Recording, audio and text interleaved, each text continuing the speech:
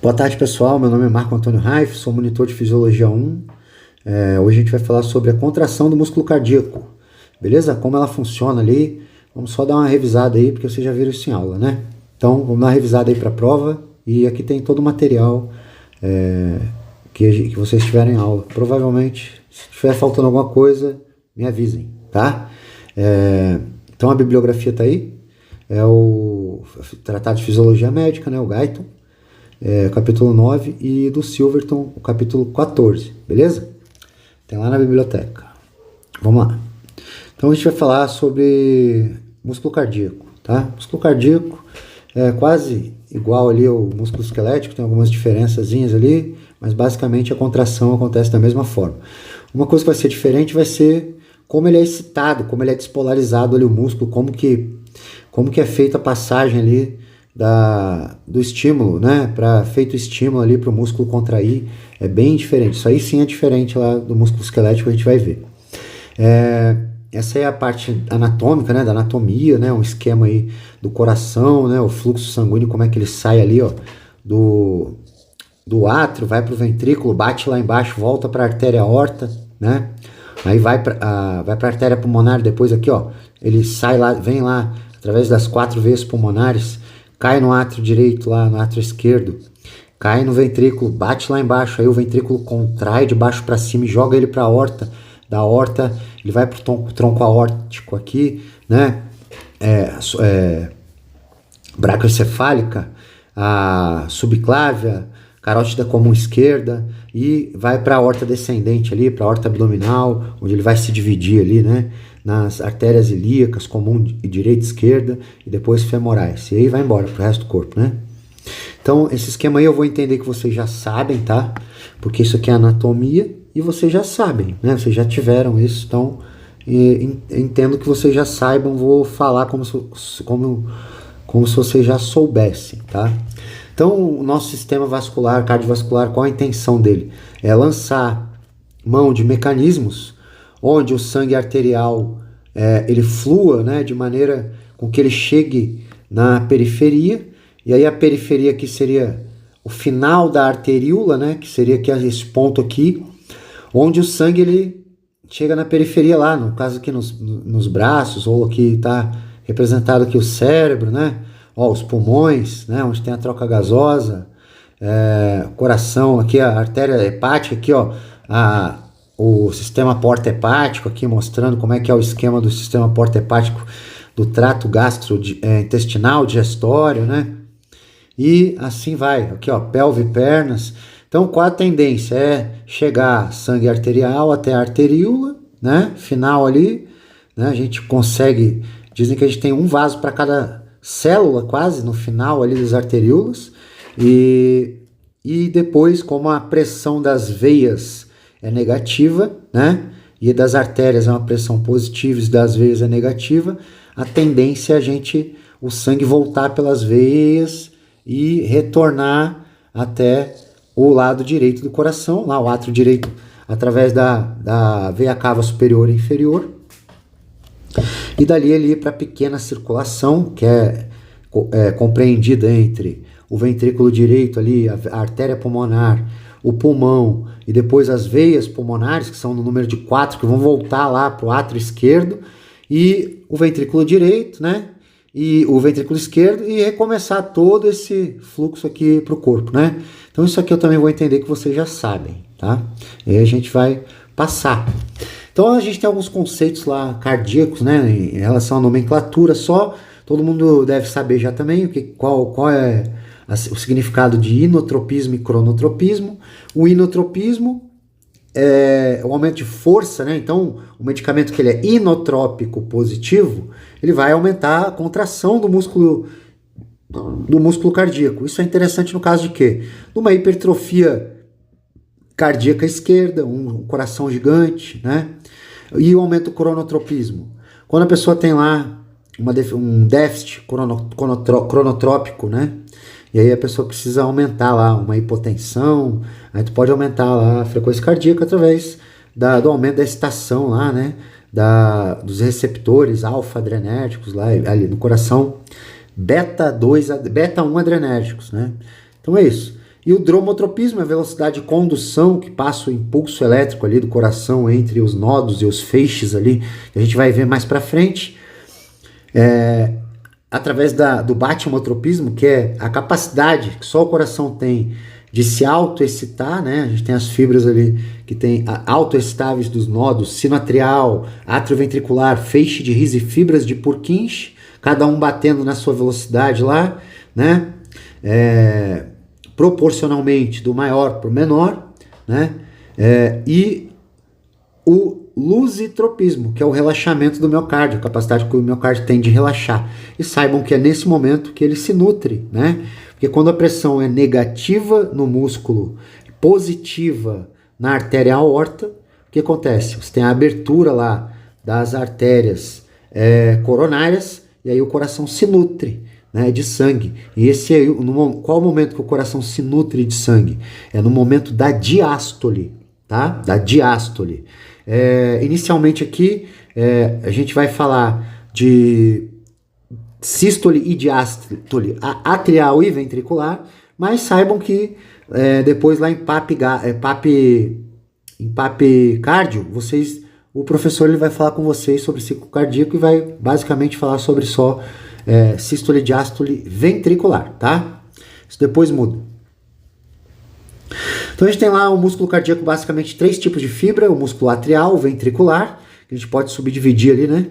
E as fibras especializadas excitatórias e condutoras, são as fibras autoexcitáveis, que é o complexo que a gente vai ver mais para frente ali, que gera o potencial de ação para ver lá a despolarização das fibras lá e a contração do músculo cardíaco, beleza?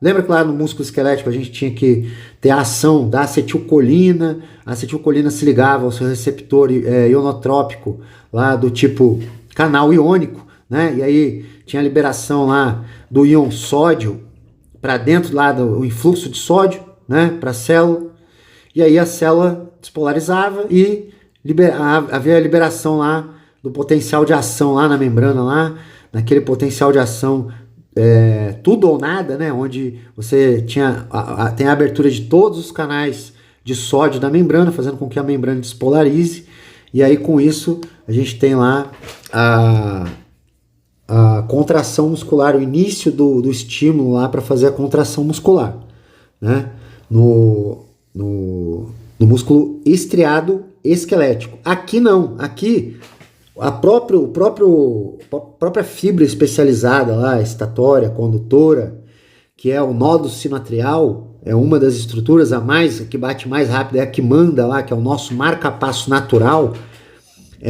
ele vai se autoexcitar através de canais Fanny. Esses canais Fanny, o que eles fazem?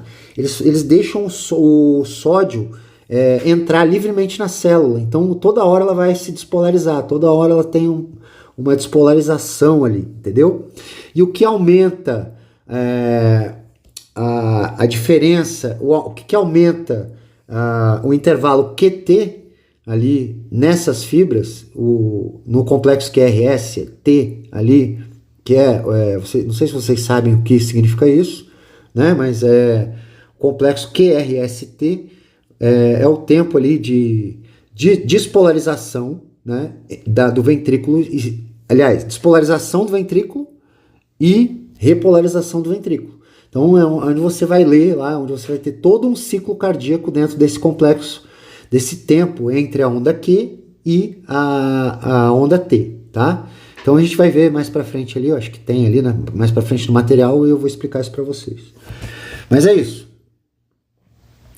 Então a gente tem lá, ó, que eu falei, contração somente nas fibras do átrio e do ventrículo, e as fibras excitatórias lá, condutoras, servem só para conduzir o estímulo mesmo, tá? Não fazem contração. Ó, aqui tem um redundante, né, já falei isso. Elas apresentam lá descargas elétricas rítmicas, automáticas, na forma de potencial de ação, beleza?